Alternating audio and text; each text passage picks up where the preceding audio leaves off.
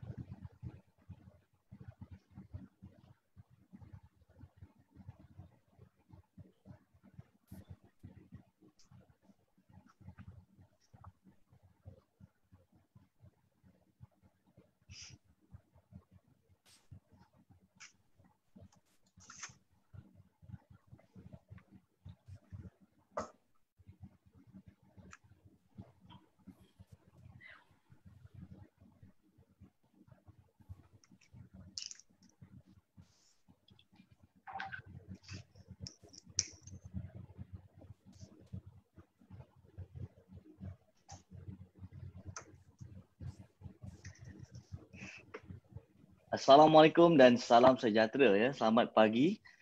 Selamat datang dan ribuan terima kasih saya ucapkan kepada semua yang menyertai siri webinar kedua ini yang dianjurkan oleh Pusat Kembangan Pendidikan. Okey. Tujuan webinar ini diadakan bagi membantu menyebarkan dan berkongsi maklumat-maklumat berkaitan program yang ditawarkan di Universiti Kebangsaan Malaysia. Okey, pada pagi ini kita akan mengupas dan kita akan berkongsi sedikit maklumat bagaimana pelajar-pelajar yang berminat untuk melanjutkan pelajaran di UKM secara separuh masa ataupun secara sepenuh masa lah. Okey, untuk tajuk pada pagi ini kita minta tajuk adalah pelajar sambil bekerja, adakah ia mustahil? Sebab sekarang ni kita kalau kita lihat senario di Malaysia ni, kita tengok ramai sekarang ni warga-warga bekerja ni dia berminat nak sambung belajar tapi dia ada sikit kekangan lah. Selalu yang antara kekangan yang terbesar bila belajar warga bekerja ni dia nak sambung belajar secara part time ni, dia selalu akan ada beberapa persoalan timbul. Satu, bagaimana daripada segi masa. Adakah masa tu mengizinkan mereka sebab mereka ni mempunyai kerja yang hakiki. Jadi dia tak nak terganggu masa semua. Dan kedua pula daripada segi kewangan, dan ketiga tu dia macam mana dia nak memohon. Itulah yang selalu yang terbesar lah. Tiga benda ni lah yang selalu menjadi orang kata mainan fikiran warga bekerja ni. Okey, oleh itu pada hari ini kita bawakan tiga panelis lah untuk kita berkongsi dan kita berbincang sikit mengenai topik pagi ini yang mana saya cakap ni, belajar sambil bekerja, adakah ia mustahil. Okey, pada pagi ini kita ada tiga panelis.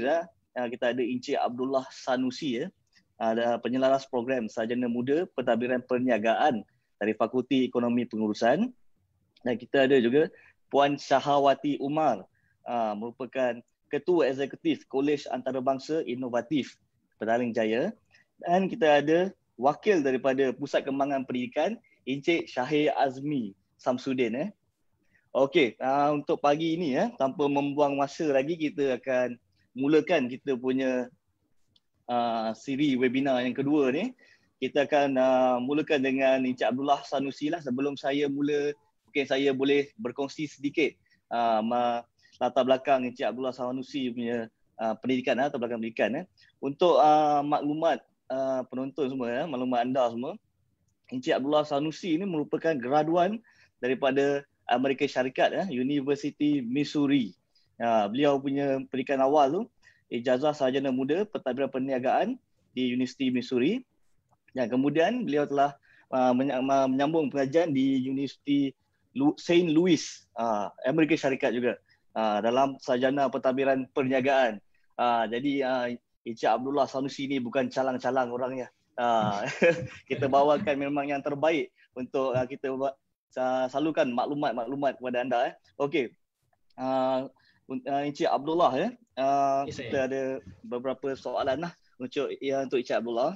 Okey, soalan yang pertama secara ringkas Encik, Mungkin Encik Abdullah boleh kongsi sedikit Mungkin ada antara penonton-penonton ataupun mereka yang menyertai webinar kita pada pagi ini, dia tidak berapa mengenali UKM. Walaupun secara amnya Universiti Kebangsaan Malaysia ni bukan adalah satu nama yang asing lah dalam di Malaysia, terutama di kalangan-kalangan pelajar lah. Mungkin secara ringkas Encik Abdullah boleh berkongsi sedikit sejarah penubuhan UKM, fakulti dan beberapa program yang ditawarkan di Fakulti Ekonomi Perniagaan. Terima kasih. Assalamualaikum warahmatullahi wabarakatuh. Terima kasih Encik Ahmad dan terima kasih kerana menjemput saya dalam webinar pada pagi ini. Jadi saya akan berkongsikan secara ringkas kalau nak cerita penubuhan UKM ni sebenarnya panjang ceritanya ya. Cuma saya akan ringkaskan. Jadi sebenarnya UKM ni ditubuhkan sebulan selepas saya lahir ya. 18 Mei 1970. Okey.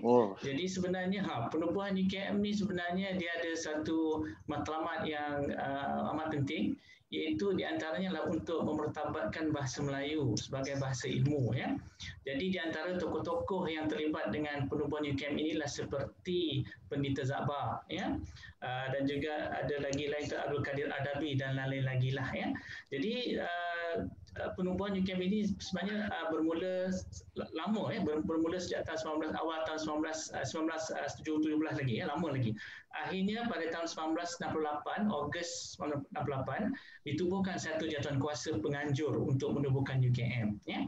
Jadi akhirnya pada 18 Mei 1970 tertubuhlah UKM, bermula dengan kecil, iaitu seramai lebih kurang tak ramai pelajar, iaitu dia bermula dengan 3 fakulti sahaja ya, iaitu fakulti sastra, fakulti pengajian Islam dan fakulti sains. Itulah di antara 3 fakulti awal yang ditubuhkan ya, atau diwujudkan pada penubuhan UKM ini lah. Jadi itu sebabnya misi UKM sekarang ini masih lagi ada, iaitu memertabatkan dan mensejagatkan bahasa Melayu. Jadi itu di antara dikatakan UKM ini special ditubuhkan lah, atau istimewanya UKM itu ditubuhkan ya. Okey, untuk fakulti pula, fakulti ekonomi dan pengurusan ini pun panjang ceritanya, dia bermula dengan jabatan bermulanya ya, Jabatan Ekonomi dan Perdagangan di bawah Fakulti Sastra pada awalnya ya. Jadi dia ditubuhkan seusia sama dengan UKM ditubuhkan 1970, dan kemudian dinaikkan taraf ya kepada Fakulti Ekonomi dan Perdagangan.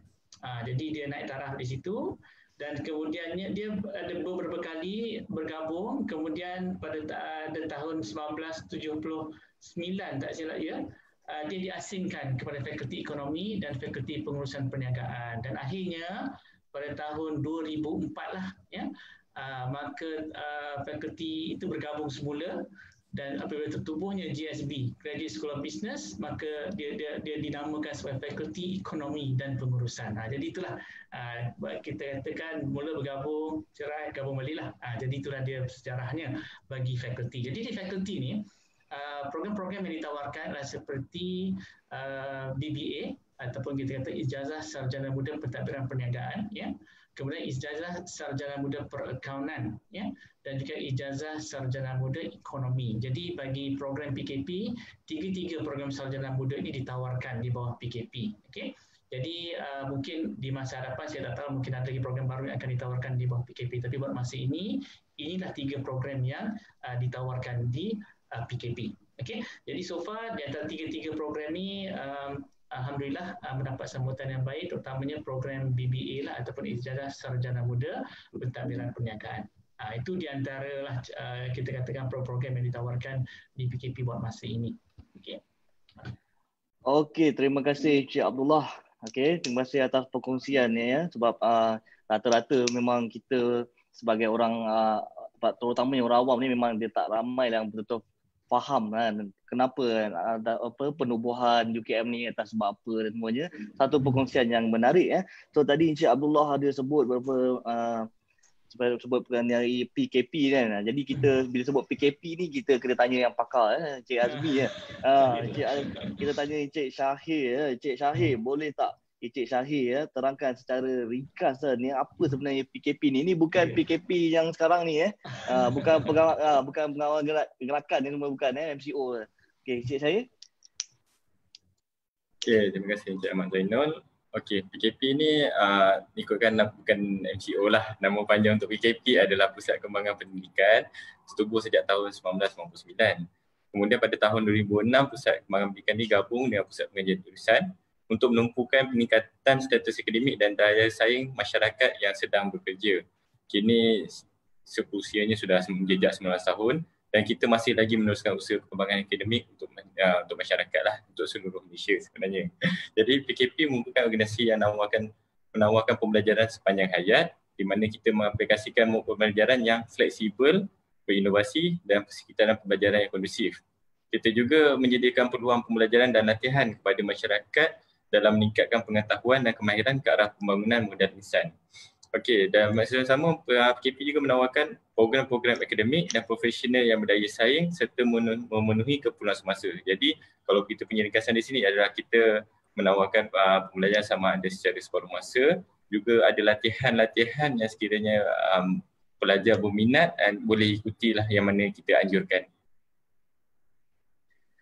Okey, terima kasih Encik Syahir. Okey, sebelum kita pergi ke soalan seterusnya, tadi kita ada sebut senarai panelis untuk pengetahuan semua, kita sebenarnya dekat kita pada hari ini kita bersama kita Puan Syahwati ni merupakan alumni UKM. Jadi kita nak minta komen sikitlah Puan Syahwati sebelum kita move on ke kita punya soalan seterusnya. Okey, Puan Syahwati, boleh tak Puan Syahwati komen sikit mengenai tajuk pada pagi ini adakah mustahil untuk belajar sambil bekerja, Puan? Okey, terima kasih Tuan Ahmad Zaidi Zainul, ya. Zainul, Tuan Ahmad Zainul. Terima kasih. Assalamualaikum semua. Saya Puan Syahwati, Rumah Ketua Eksekutif Kolej Antarabangsa Inovatif dan juga merupakan alumni Universiti Kebangsaan Malaysia dan sekarang pun masih lagi belajar bersama dengan Universiti Kebangsaan Malaysia. Alhamdulillah ya. Alhamdulillah. Pengalaman saya belajar sambil bekerja ini bukan secara teori, itu adalah pengalaman saya secara peribadi ya. Saya adalah pelajar yang mengambil program dalam jurusan Business Administration di bawah seliaan PKP ya, dan saya mengambil program secara weekend class part time. So jadi apa yang saya nak maklum kat sini, kalau saya dah berjaya bergraduate dan saya dah berjaya mendapat keputusan yang cemerlang, saya yakin dia bukan lagi adalah mustahil. Kalau orang kata tidak mustahil bagi saya, mestilah juga tidak mustahil bagi semua. Ya, insya-Allah. So apa yang saya nak sharekan kat sini, bagaimana saya lakukan. Mungkin saya boleh buat perkongsian ini sikit ya.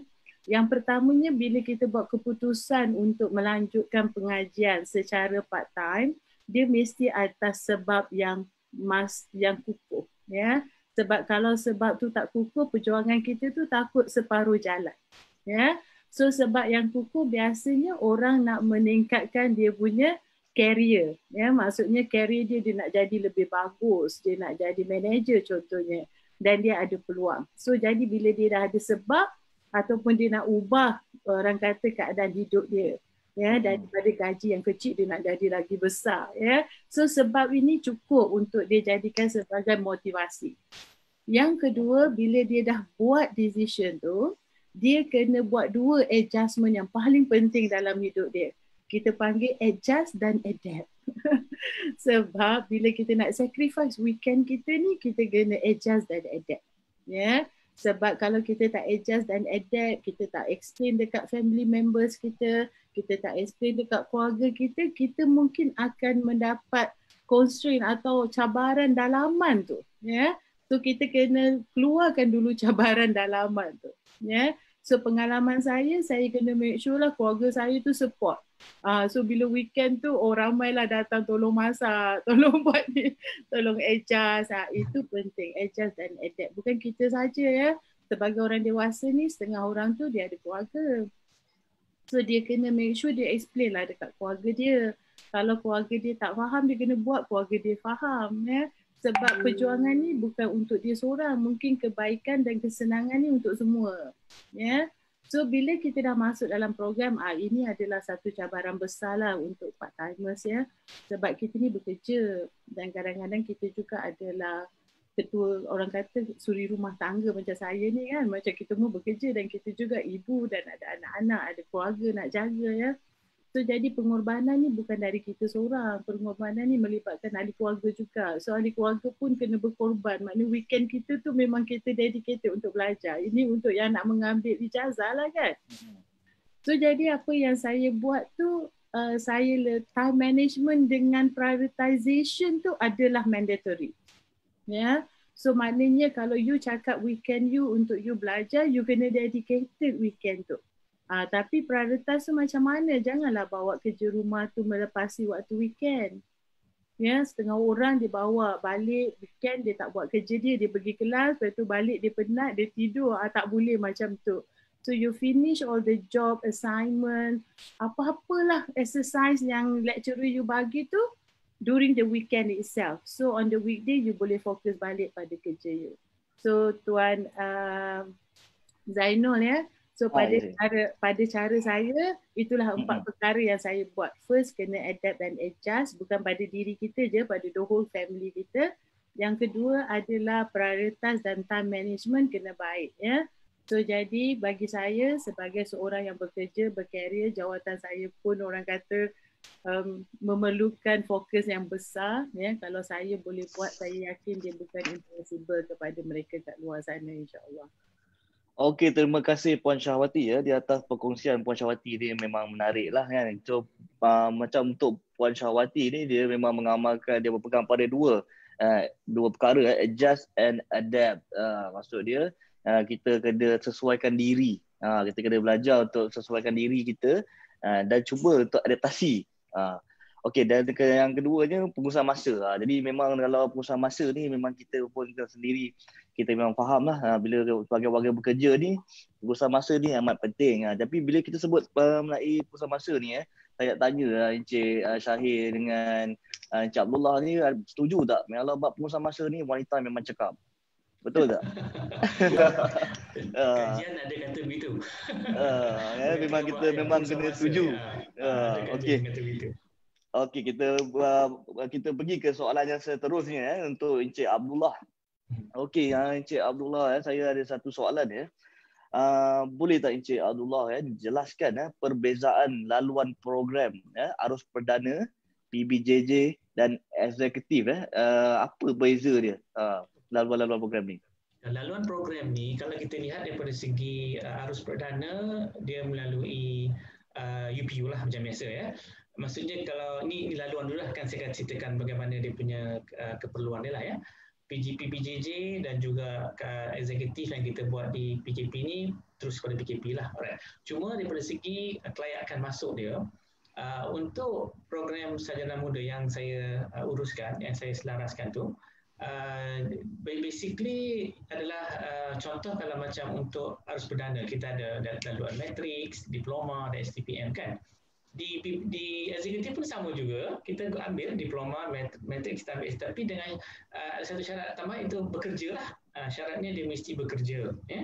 Kemudian kalau macam PBJJ yang katakan jarak jauh pun, saya rasa walaupun saya tak melaras program tu, saya pernah mengajar program tu pun lebih kurang sama jugalah ya. Dia maksudnya penerimaan daripada segi kelayakan masuk sama, tak ada beza. Cuma bagi eksekutif seperti mana yang kita buat di PKP, kita ada 2 mode pengajian lah ya. Contohnya satu hujung minggu seperti yang Puan Syahwati kata tadi, dan satu lagi ialah mode sebelah malam. Itu maksudnya weekdays, hari biasa, Isnin sampai Jumaat, kelas bermula 7 sampai 10 malam. Jadi saya lihat di sini suatu kelebihan lah ya kepada mereka yang bekerja untuk menyambung belajar, sebab masa tu contohnya yang belah malam Isnin hingga Jumaat.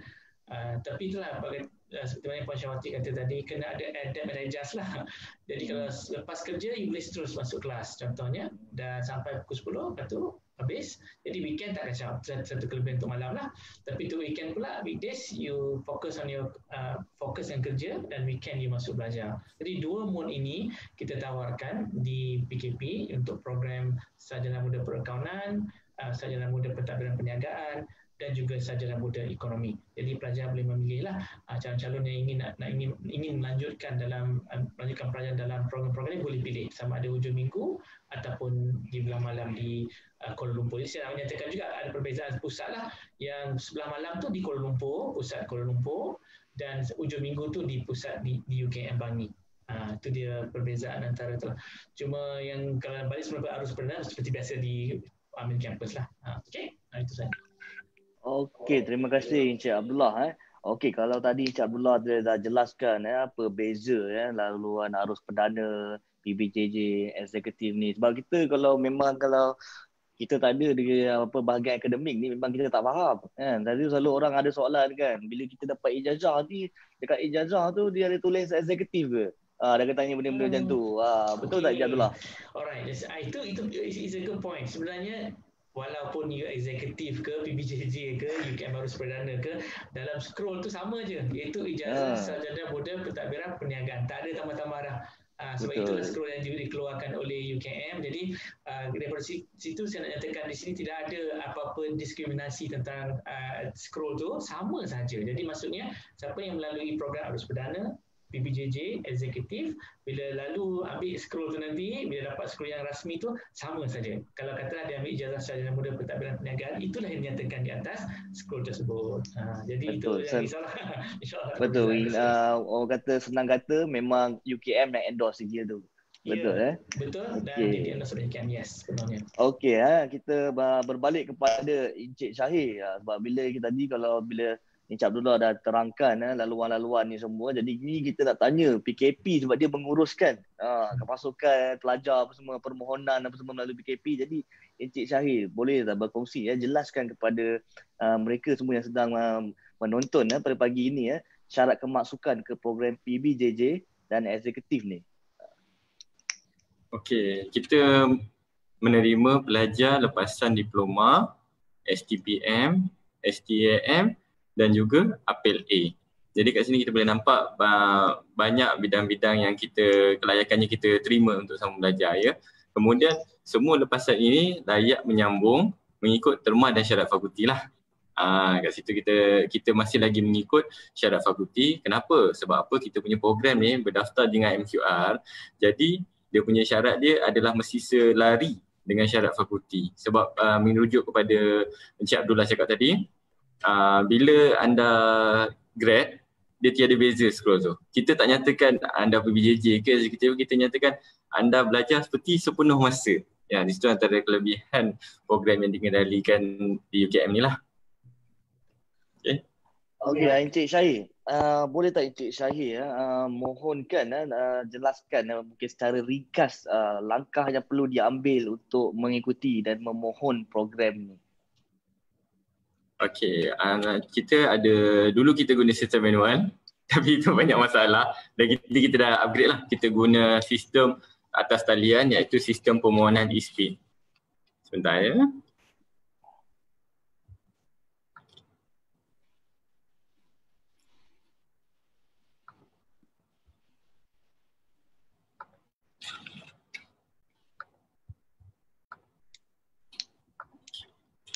Alright, ini adalah panduan untuk mengisi program permohonan e-speed ya.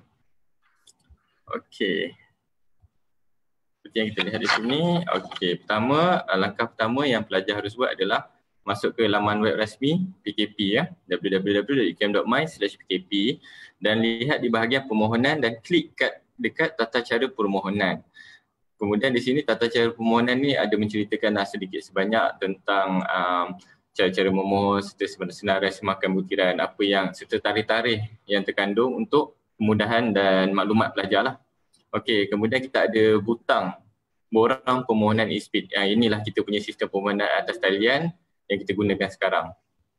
Okey, untuk yang pertama kali masuk kita ada pendaftaran ID pemohon di mana untuk pelajar Malaysia guna IC lah.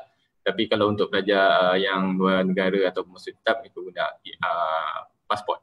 Kemudian di sebelah kanan ni kita nampak panduan untuk penggunaan sistem permohonan ni ya.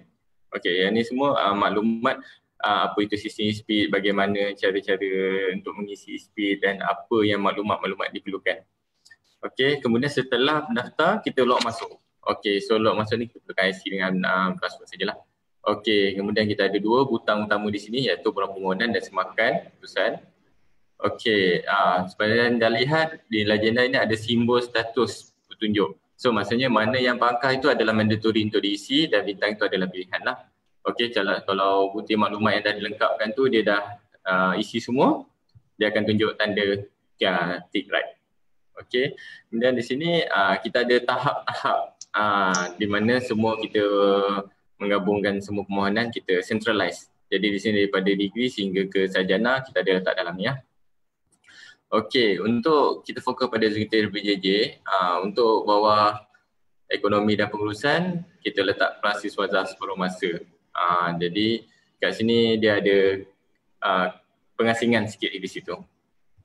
Okey, untuk sarjana semua fakulti ada tersenarai dalam ni. Okey, kemudian setiap kali isi segala bukti-bukti maklumat ini jangan lupa tekan butang simpan. Yang ini perlu sebab akan berlaku kehilangan maklumat sekiranya tidak kita tekan butang simpan ni ya. Okey, yang saya tanda sini adalah segmen yang wajib diisi. Sekiranya kalau tak isi tempat-tempat ni, dia akan keluar status. Jadi apa yang tak dilengkap harus dilengkapkan. Kemudian jangan lupa klik butang hantar permohonan untuk kita memproseskan permohonan tersebut lah. Okey. Kembali kepada Encik Zain. Okey, terima kasih Encik Syahir. Jika kita lihat tadi memang permohonan sekarang telah dikemas ini ya bagi memudahkan orang ramai untuk memohon secara atas talian. Sebab sekarang ni bila dah masuk abad yang ke-2020 ni kita memang semua online. Kita prefer online sebab sekarang ni semua orang nak cepat. Kalau boleh kat mana-mana saja boleh mohon. Sambil duduk dekat kedai kopi tu, kalau tiba-tiba nak belajar tu, terus mohon kat kedai kopi. Jadi memang mudah. Terima kasih Encik Syahir. Kalau untuk anda semua, kalau jangan risau, kita ada kongsikan tata cara permohonan ni di kita punya channel Telegram dan juga di ruangan komen di FB itu. Jangan risau. Kalau mana yang tak sempat tadi dah catat ke apa, tak apa, kita ada share, jangan risau. Okey, saya ada satu soalan sikit masih lagi berkenaan dengan permohonan semua. Okey, Encik Syahir. Normally dalam setahun berapa kali intake ambilan yang dibuka dan berapa lama proses untuk mengambil masa proses untuk keluar result lah. Kita ada 2 kali intake kemasukan, iaitu satu pada bulan Februari dan juga pada bulan September lah. Cuma dia punya tempoh masa permohonan tu untuk Februari kita buka Oktober hingga Januari dan kemudian untuk September pula kita open daripada April hingga Julai. Okey. Dan tarikh tutup permohonan untuk kemasukan September ini adalah 31 Julai lah. Okey, terima kasih. Okey, kita akan kembali kepada Puan Syahawati ya. Kita kembali Puan Syahawati. Puan Syahawati, bila kita sebut tadi kita dah berkongsi cara-cara permohonan semua ni, boleh saya tanya sedikit Puan Syahawati macam mana pada awalnya apa yang membuatkan Puan Syahawati tergerak hati nak menyambung pengajian, sedangkan Puan Syahawati memang telah mempunyai pekerjaan. Jadi selalunya orang ramai ni dia bila dia ada kerja dia rasa cukup lah. Dia tak perlu dah nak sambung belajar, tak ada keperluan nak sambung belajar. Jadi apa driving force, punca cetusnya Puan Syahawati untuk sambung pengajian? Terima kasih Tuan Zainul. Sebenarnya saya ni memang dalam education industry daripada awal lagi ya. Daripada 1999 tu saya memang dalam education industry. So dalam education industry ni biasanya kita menguruskan pelajar-pelajar. So waktu tu saya bersama dengan sebuah universiti swasta. So jadi pelajar-pelajar saya tu memang ada master, nak buat PhD. Kita ni menguruskan ya. So jadi secara tak langsung kita merasakan ada kekurangan dalam diri kita tu bila kita tak ada ijazah dan master. Ya, sebab kita nak uruskan orang tapi kita sendiri tak qualified, ya. So jadi walaupun orang cakap oh tak apalah you dah ketua dah orang kata dah pegang position besar kan. Tapi secara dalam hati kita tu kan selalu kita akan rasa rendah diri. Ya, kita rasa rendah diri. Kita nak pergi mesyuarat pun walaupun kadang-kadang orang terpanggil saya doktor, Tuan Zainul. Tapi Betul tu, ada nampak rupa doktor tu. tapi itulah kita tahu diri kita tu kan. So walaupun kita rasa pengalaman kita tu dah cukup besar, dah cukup banyak, mungkin lebih baik daripada orang lain, tetapi qualification tu memberikan kita satu confidence yang luar biasa. Ya. So bila kita pegang skru tu, bila kita pergi ke convocation tu, kita rasa macam aku dah menang ni. So jadi that is give me confidence. Dan mungkin saya boleh share lah bagi motivasi sikit pada mereka semua. Saya dulu adalah pelajar dari Universiti Melaya. Ya. Dan saya tak dapat tamatkan pengajian saya. So saya bukan pelajar yang orang kata baru nak start belajar, tak. Saya memang jatuh sangat bawah ya. Saya tak dapat menamatkan pengajian saya walaupun saya dah di tahun 3. Rasa perasaan saya masa tu kan. So jadi kan dia macam ada satu kekurangan dalam diri saya tu bila saya tak dapat bergraduate. So bila saya konvo yang pertama sekali yang saya rasa seronok Tuan Zainul, apabila ibu saya dengan kakak saya tu hadir convocation saya tu. Itu adalah satu achievement yang saya rasa yes, I did complete this journey ya. So yang nak bagi tahu Tuan Zainul, itulah dia punya sebab dia kita selalu rasa rendah diri Tuan Zainul, especially because kita ni dalam education kan. Betul. Kita pergi berbincang, orang kata bila kita nak pergi ke kementerian, kita akan berbincang bersama dengan doktor-doktor dan profesor kan.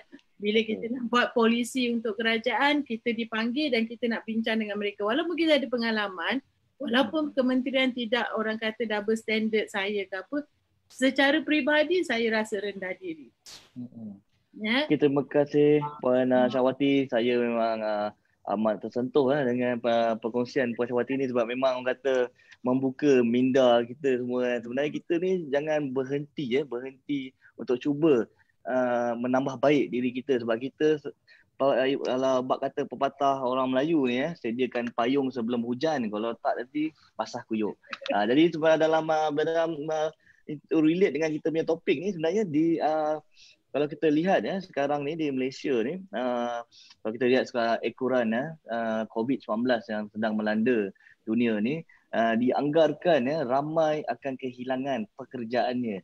Pada hujung tahun ni kita anggarkan selama 850,000 orang akan kehilangan kerja. Jadi apa jadi apabila kita bekerja selama ni mindset orang ramai ni bila dia bekerja dia ingat kerja tu selama-lamanya. Maksud dia kerja tu dia takkan dibuang, takkan berlaku apa-apa. Jadi bila senario sekarang ni yang terjadi ni, saya rasa adalah masa yang sesuai untuk kita menambah baik sebab ada mereka yang setengah tu macam kalau mungkin Encik Abdullah masih ingat, Puan Syahwati masih ingat pada satu ketika kita punya syarikat penerbangan yang terbesar di Malaysia masa tu membuang pekerja secara ramai bukan 1-2 orang, melebihi tak silap saya 300 orang. Jadi apa jadi mereka ni sebab dah lama bekerja dalam penerbangan, dia tidak ada apa-apa sijil, dia tidak ada apa-apa, dia hanya ada sebagai contoh kalau dia ada kelayakan untuk menjadi seorang juruterbang, dia akan menjadi seorang terbang, dan mereka yang menjadi pramugara hanya menggunakan SPM. Jadi apabila dia nak keluar kerja amat sukar sebab dia tiada kelayakan. Jadi saya berkongsi ni atas pengalaman saya pernah ada pelajar dia rupa daripada airline. Jadi apabila dia kerja tu berhenti tu dia susah, dia tak ada kelayakan. Jadi masa itulah baru dia terbuka hati untuk sambung belajar semua, dan alhamdulillah sekarang dia dengan berkat dia sambung belajar semua, dia menggunakan sijil tu untuk mendapatkan pekerjaan yang baru. Jadi saya bila Puan Syahwati berkongsi ni, saya teringat cerita ni lah. Saya ambil masa sedikit lah, tanpa melengahkan masa lagi. Kita akan pergi ke soalan yang seterusnya yang saya Encik Abdullah Saya difahamkan Encik Abdullah yang kita punya sistem pengajian secara eksekutif dan PBJJ di UKM ni bukan sekadar hanya datang ke kelas. Saya difahamkan ada juga dia dijalankan secara online dan interaktif. Dan boleh tak Encik Abdullah mungkin berkongsi sikit kan cara-cara pembelajaran ni di dalam mereka dalam kelas, dan juga saya difahamkan ada pengajaran menggunakan iPad. Terima kasih Cik Zainal.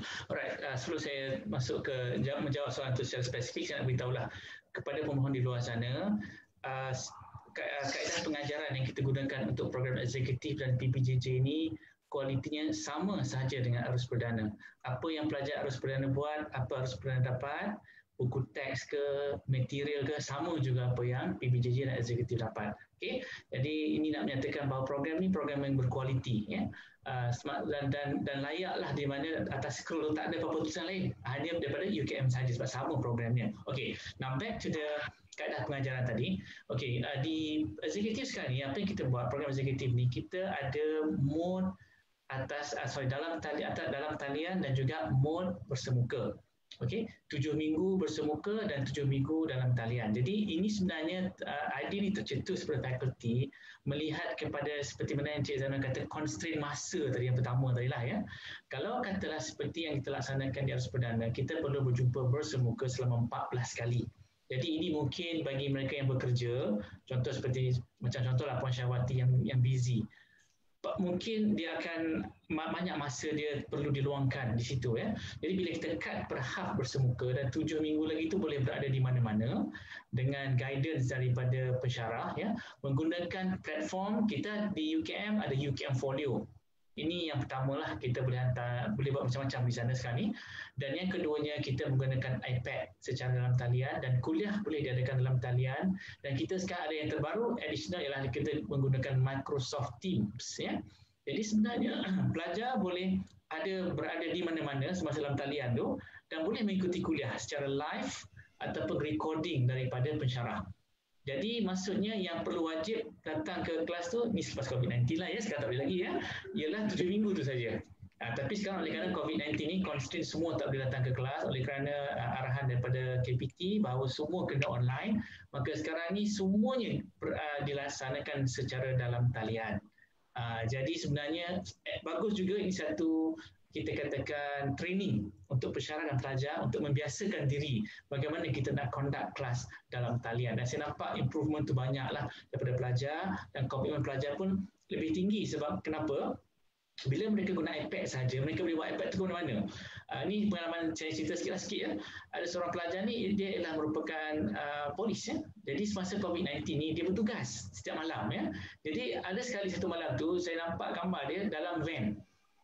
Dalam van polis. Dia kata, ni kat mana ni? Saya dalam van, dalam tugas tuan. Dia kata, saya tengah dengan kuliah tuan lah ni, tapi bertugas tak apa, saya break sekejap. Dia kata. So sempat dia dengan kuliah saya sepanjang tu, semalam pun masih bertugas. Jadi itulah antara kebaikan dan juga keistimewaan program PKP eksekutif ini, kerana kita iPad ni untuk pengetahuan calon-calon diberikan secara percuma kepada pelajar, ya. Jadi maksudnya pelajar bila register je dapatlah iPad tu dan boleh digunakan untuk kuliah masing-masing. Itulah di antara perkongsian saya berkenaan dengan kaedah pengajaran. Yang lain tu citra ke, ada CSR ke, yang dalam buat, kita pun buat juga.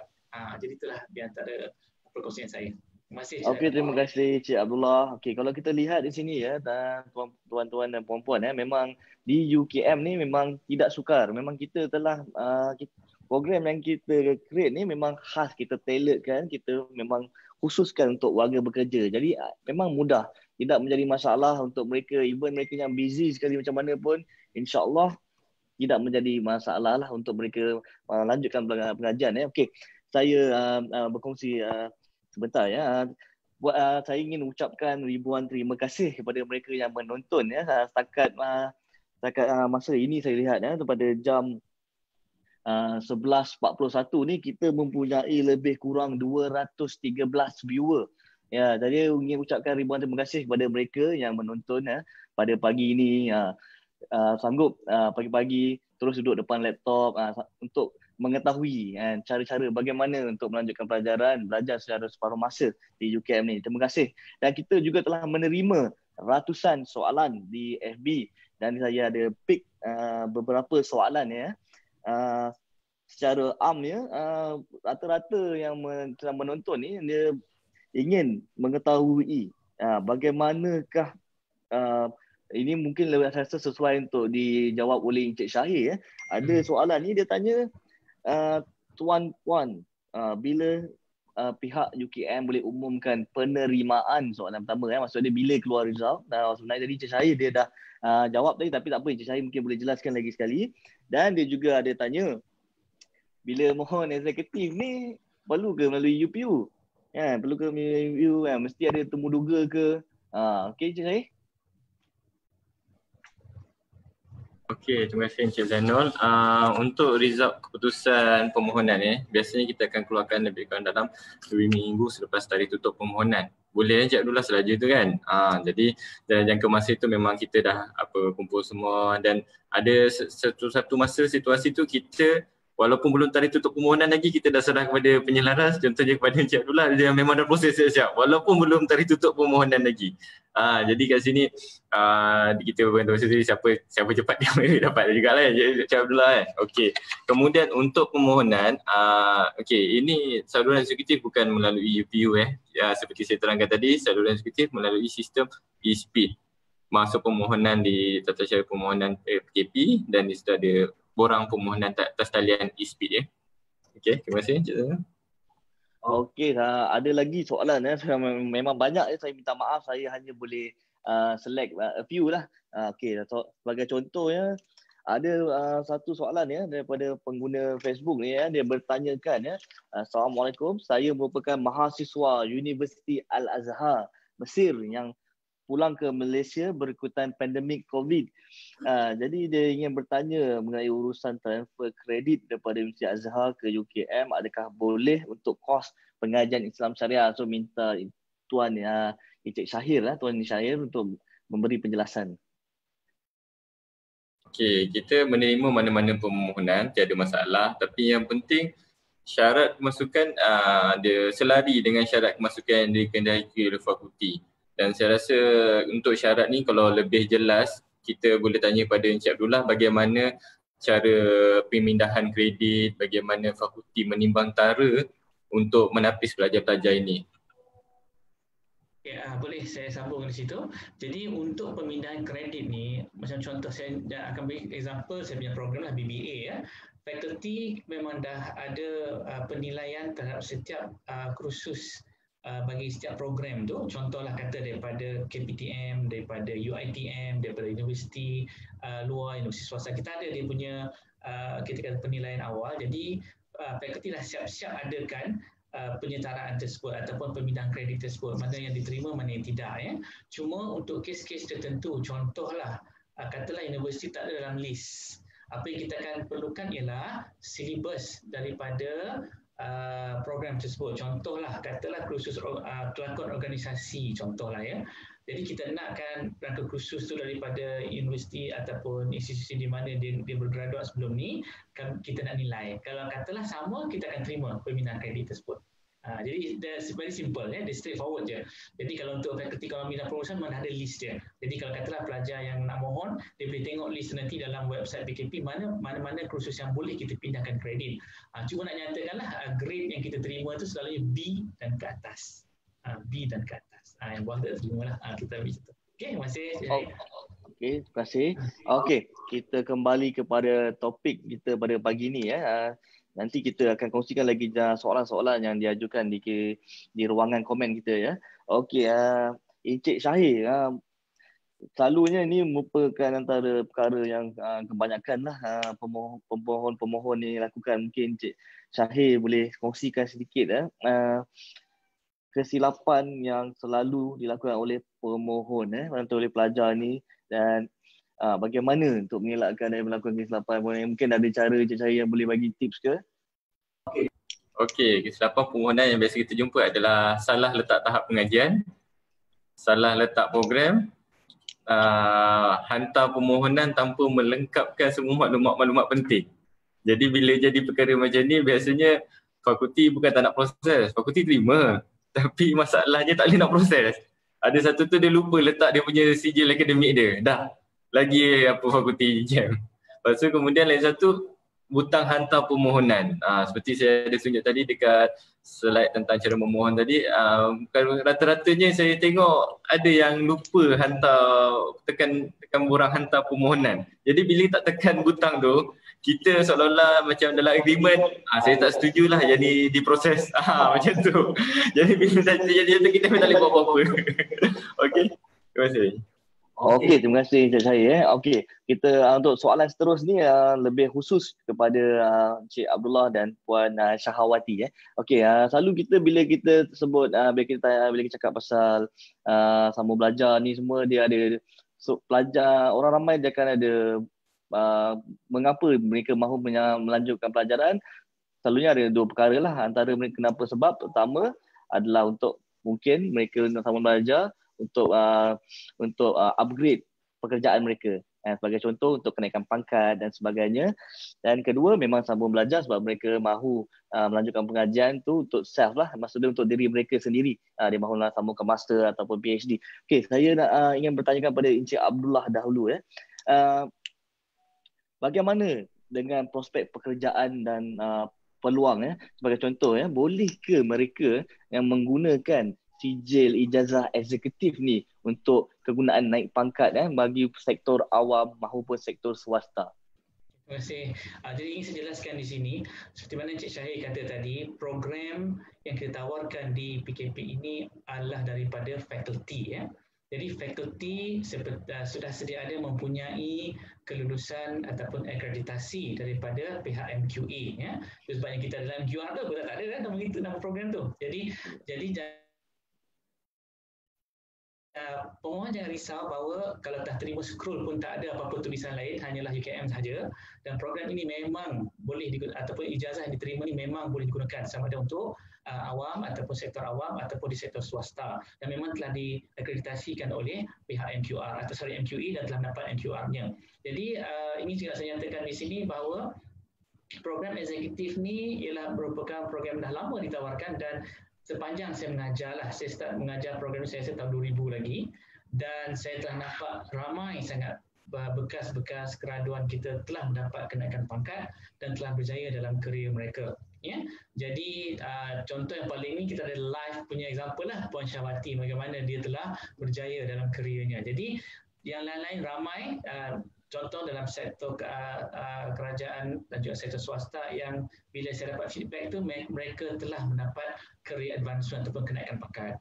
Jadi itulah saya rasa jaminan daripada degree ataupun ijazah ini bahawa memang ianya tak ada masalah. Jadi jangan risau, dan insyaAllah kita boleh bawa dengan confident bahawa saya graduate daripada program UKM BBA. Jadi itu di antara perkongsian yang saya boleh berikan lah berkenaan dengan itu. Mungkin Puan Syahawati boleh share sikit lah tu macam mana. Betul, terima kasih Encik Abdullah. Okey, saya kongsi sedikit sebab tadi Encik Abdullah kata jangan risau, yakin boleh. Jadi saya ingin katakan, saya ingin tekankan di sini, bukan setakat di dalam Malaysia even di luar negara kita diiktiraf kerana kita telah di-ranking oleh QS kita sekarang ni menduduki di tangga 141 di dunia. Itu menunjukkan UKM ni bukan calang-calang, kita even di persada antarabangsa kita mempunyai nama. Jadi jangan takut. Dengan sijil UKM ni insya-Allah seperti Cik Abdullah kata laku di mana-mana saja. Okey, Puan Syahawati, kita nak tanya sendiri graduan UKM. Kita tanya sendiri apa pandangan Puan tentang keboleh pasaran graduan UKM? Okey, terima kasih soalannya. Alhamdulillah untuk saya punya pengalaman diri saya sendiri dengan scroll daripada UKM, selepas saya habis daripada FEP, saya sambung dekat JSP untuk master. Tapi sebelum saya tamat master saya tu, saya dah boleh, saya dah memang ditawarkan untuk jadi ketua eksekutif. Alhamdulillah. So jadi UKM tu adalah satu nama yang besar lah kalau orang tanya dalam education, dan kalau kita carry tu dia bagi kita satu, orang kata cop, you are a quality graduate, you are a good graduate, and then this is cara macam mana you boleh prove to the orang kata company atau organisasi yang you tu adalah seorang pekerja yang ada kualiti, satu. Yang kedua, kalau tanya saya bila belajar macam saya ni secara part time, memang kita dah ada clear career pathway. Ya. Dan clear career pathway itu kita tahu untuk kita naik dari satu position ke satu position kita perlukan certain qualification. Ya, dan saya rasa ramai rata-rata kawan saya tu yang masuk program masa peringkat ijazah tu sebenarnya untuk kenaikan pangkat. Ya. So jadi memang UKM tu kalau kita pergi hantar dekat bahagian HR tu, dia tak ada question dah. Memang dia, masa you bagi tahu je you dapat surat daripada pejabat you, kita kan kena dapat surat daripada company kita cakap kita nak sambung belajar. Bila dia cari tengok you nak sambung belajar dekat UKM tu pun dia dah tak ada soalan dah. Ya, dia nak tunggu you graduate saja tu. Ya. Dan you juga memberi satu positif impact juga kepada you punya bosses. Maknanya bila you punya bosses tengok, oh you sambung dekat UKM, so it's a great opportunity. Yeah. So jadi bila you tunjuk je surat tawaran dari UKM tu macam you dah achieve something dah. Yeah. Macam bila kita buat permohonan, tiba-tiba kita dapat surat tawaran. Dulu surat tawaran saya dihantar dalam email pun dihantar, by post pun dihantar. Wah, masa saya tunjuk kat orang tu macam saya dah gerak dah, baru dapat surat tawaran kan. Itulah besarnya nama UKM tu dalam education. Okey, terima kasih Puan Syahwati ya. Okey, saya ingin kongsikan juga dengan mereka, dengan tuan-tuan dan puan ya. Untuk pengetahuan anda semua, UKM telah melahirkan ribuan graduan, salah seorangnya seperti Puan Syahwati ya. Untuk makluman anda, antara graduan-graduan yang kita memang terkenal dengan nama dia, sebagai contoh saya bagi Ketua Pengarah Kesihatan kita ya, Dr. Nur Hisham, di mana dia merupakan antara orang yang memainkan peranan penting di mana di saat Malaysia dilanda COVID-19. Itu salah satu contoh graduan kami, graduan UKM, dan antaranya lain angkasawan pertama Malaysia, Dr. Syed Muzaffar. Dan juga baru-baru ni kita digemparkan dengan berita di mana seorang graduan UKM menerima gelaran profesor di Oxford. Jadi memang graduan-graduan UKM ni memang hebat-hebat belaka. Okey, untuk kita sebelum kita mengakhiri kita punya sesi webinar pada pagi ini kerana masa menceburui kita, kita tidak ada banyak masa lagi, hanya tinggal lagi dalam lebih kurang 5 minit. Saya ingin meminta Puan Encik Abdullah lah untuk beri kata-kata akhir.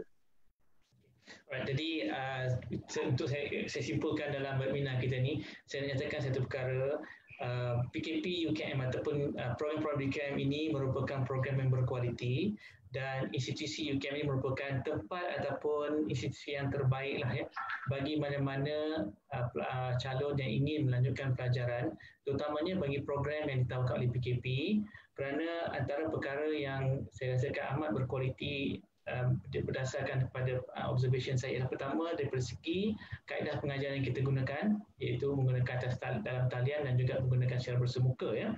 Kemudian dari segi pensyarah yang berpengalaman, ini saya lupa nak sebut tadi, pensyarah kita ialah pensyarah yang sama yang mengajar dalam arus perdana, dan juga akhir sekali ialah kerana iurannya yang amat berpatutan.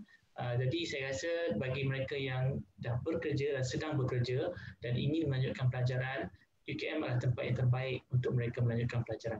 Terima kasih. Okey, terima kasih Encik Abdullah atas perkongsian Encik Abdullah pada pagi ini. Saya ingin bertanya kepada Encik Syahir. Sebelum kita akhiri sesi kita pada pagi ini, boleh Encik Syahir berkongsi ya dengan penonton semua. Jika calon berminat untuk memohon program PKP ini, mereka perlu menghubungi siapa dan di manakah mereka mendapatkan maklumat lanjut? Okey, kita ada beberapa cara untuk menghubungi kami, sama ada menggunakan email ataupun nombor telefon. Untuk email, boleh email terus kepada marketingpkp@ukm.edu.my atau nombor telefon kami 0389213995. Dan kita juga ada Telegram di mana kat situ pelajar boleh masuk dan bertanya terus, iaitu @AskUKM, AskUKM. Jadi di situ antara beberapa cara, dan insyaAllah kami semua akan membalas semua pertanyaan-pertanyaan berkenaan program-program PKP UKM. Dan kemudian saya nak tambah sikit kepada tentang ni, kita ada tambah lagi satu email iaitu inquirypkp@ukm.edu.my lah. Itu salah satu email baru itulah.